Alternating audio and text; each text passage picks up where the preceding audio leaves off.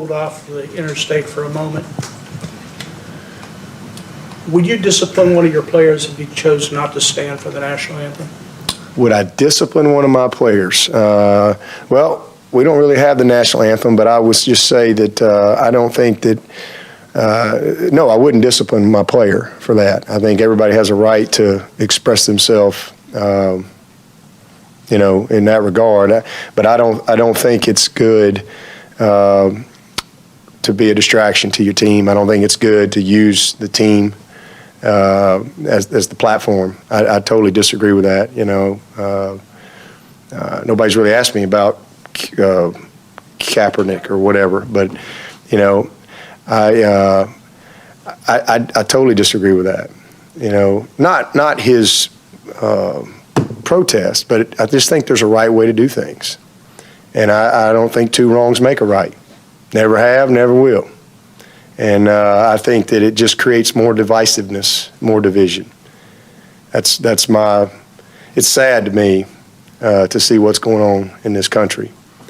I think it creates more division.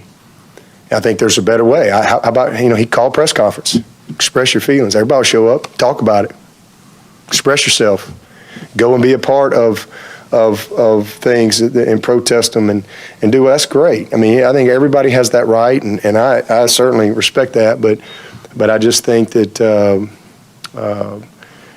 this just creates more division, and that's what I hate to see. And I hate to see what's going on in our country. I really do, because I think this is a good world. I think this is a great country. It's just that things get painted with a broad brush around in this world these days.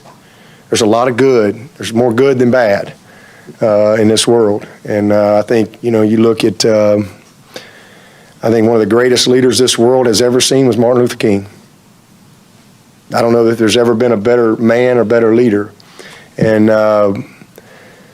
to me, he changed the world.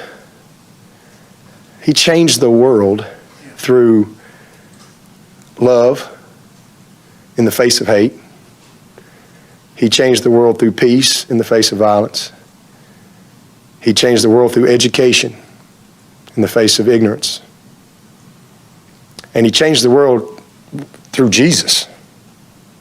And boy, that's politically incorrect. But that's what he did. And it's amazing when we don't learn from our past, you know how you can repeat your mistakes. And then the Bible says the two greatest commandments. If we all live by those, there'd be a lot of problems would go away. It says, love the Lord with all your heart, all your mind, and all your soul. And the second one is love your neighbor as you love yourself. It doesn't say love your neighbor if they're the same religion. It doesn't say love your neighbor if they're the same color as you. It doesn't say love your neighbor if they pull for the same team as you. It doesn't say love your neighbor if they're the same gender as you or whatever.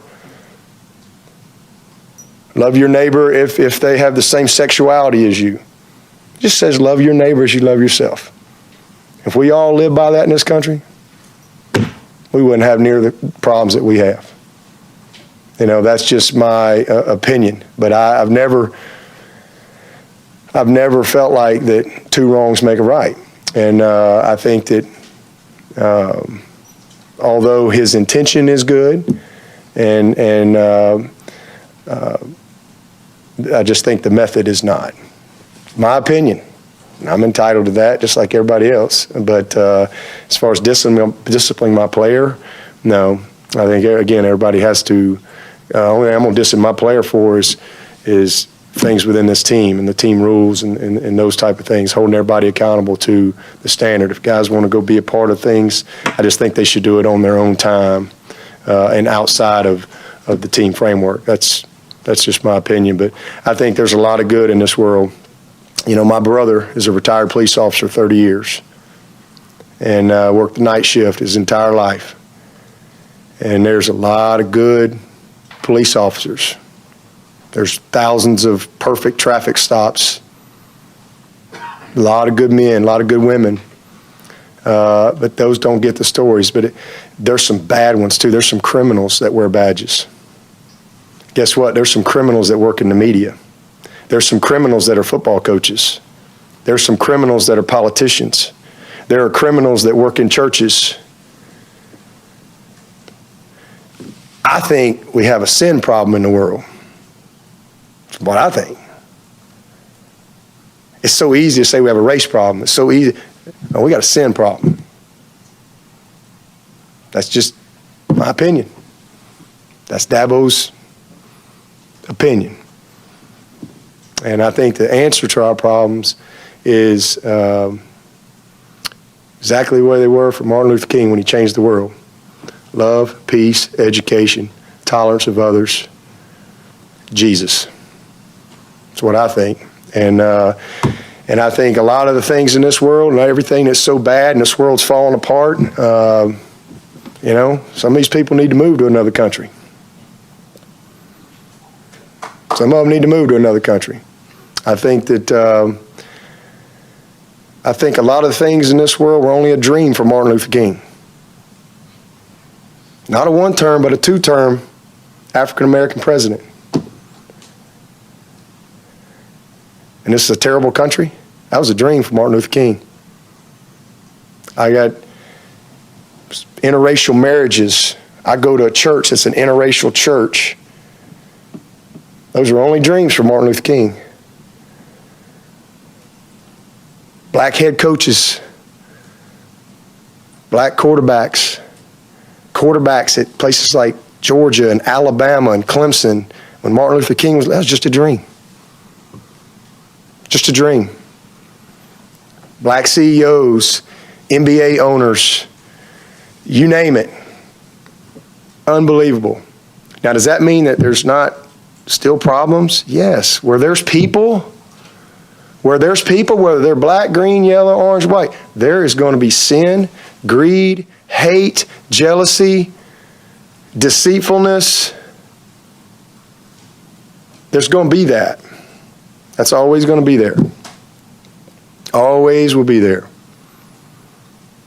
Always. But attitude, work ethic, love, respect for others, that doesn't know any color. That's what I love about football. That's what I love about the game. That's what I love about it. Ed opened the door. There's high school players in Kentucky, Illinois, and Nebraska that are not standing during the national anthem. My opinion is maybe they don't realize they're just trying to I think you know, everybody wants to be a part of something, and I think that has the opposite effect. Again, I just think that there's a better way to address legitimate concerns that people have. Legitimate issues that need to be talked about and discussed, and how do you improve and hold people accountable for wrongful acts. Period. Sin is sin. Wrong is wrong. I don't care who's doing it. That's what I try to teach these guys. Wrong is wrong. I don't care if everybody's doing it. And right is right. I don't care if nobody's doing it. Let's do what's right.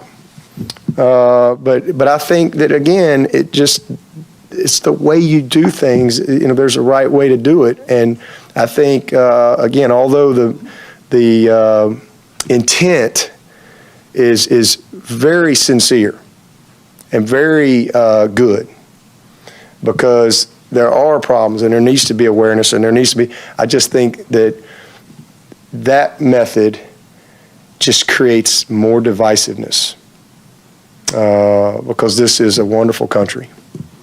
It's a wonderful country. Not without problems, not without issues, because where there's people, there will always be that. But, you know, I don't think that's the right way. I really don't. One guy's opinion.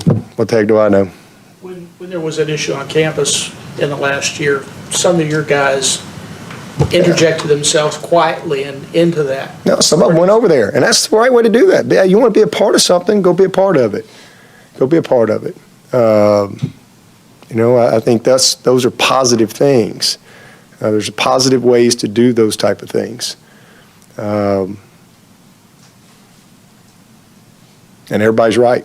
And I have total respect for Kaepernick and him wanting to do that. Hey, that's his right. That's his right. I just don't agree with his method of how he's going about it. I think it just creates a bigger divide.